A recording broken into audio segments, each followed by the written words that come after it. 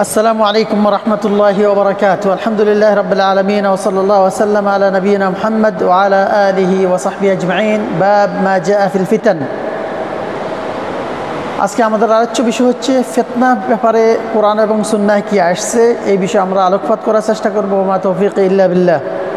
আল্লাহ সুবহানাহু ওয়া তাআলা ইরশাদ করেন, বা'দা আউযু বিল্লাহি মিনাশ শাইতানির রাজীম, واتقوا فتنة لا تصيبن الذين ظلموا منكم خاصة। এবং তোমরা সতর্কতা অবলম্বন করো ফিতনা থেকে, যারা জালিম শুধু তাদেরকে গ্রাস করে না, সবাইকেই ফিতনা গ্রাস করে।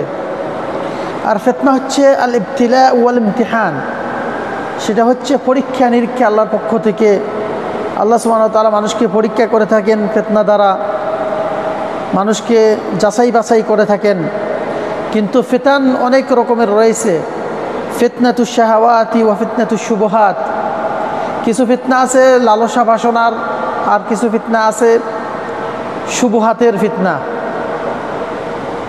ধর্মের ব্যাপারে ভুল বুঝাবুঝি। আর যেটা ফিতনাতুশ শুবহাত, যে শুবহাতের ফিতনা, সেটা অনেক কঠিন, মানুষকে দিন থেকে বিমুখ করে দেয়। সেটা আকীদার বিষয় হয়ে থাকে, যেমন খাওয়ারিজদের ফিতনা, মুতাজিলাদের ফিতনা এবং জাহমিয়াদের ফিতনা।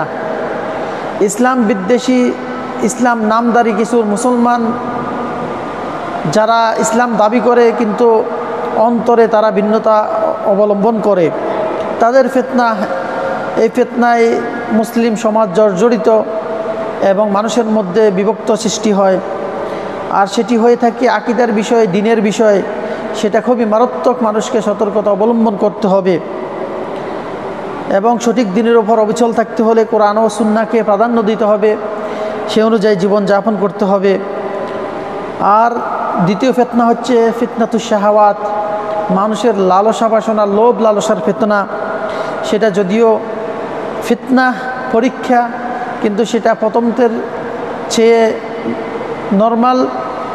আর তা হয়ে থাকে মানুষের কর্মকাণ্ডের মাঝে, মানুষের আদাল প্রদান এবং কর্মকাণ্ডের মাঝে শিরকের নিম্ন, যেমন মদ খাওয়া, জেনা করা এবং বিভিন্ন মুসিবতের যাতে মানুষ জর্জরিত হয়, সেই ফিতনাগুলো মানুষকে গ্রাস করে। সমস্ত ফিতনা থেকে নিজেকে পরিহার করতে হবে, ফিতনা এড়িয়ে চলতে হবে। আল্লাহ তাআলা যেন আমাদেরকে ফিতনা থেকে বেঁচে থাকার তৌফিক দান করেন। এবং বিশাল যে ফিতনাটি আমাদের সামনে অপেক্ষা করছে, সেটা হচ্ছে মাসিহুদ দাজ্জাল ফিতনা থেকে আল্লাহ তাআলা যেন আমাদেরকে রক্ষা করেন। এই জন্য রাসূলুল্লাহ সাল্লাল্লাহু আলাইহি সাল্লাম প্রত্যেক নামাজে 4টি বিষয় থেকে তিনি পানা চাইতেন আল্লাহ তাআলার নিকটে। আল্লাহুম্মা ইন্নী আউযু বিকা মিন আযাবিল কবরি ওয়া মিন আযাবিন নার ওয়া মিন ফিতনাতিল মাহইয়াই ওয়াল মামাত ওয়া আউযু বিকা আল্লাহুম্মা মিন শাররি ফিতনাতিল মাসিহিদ দাজ্জাল।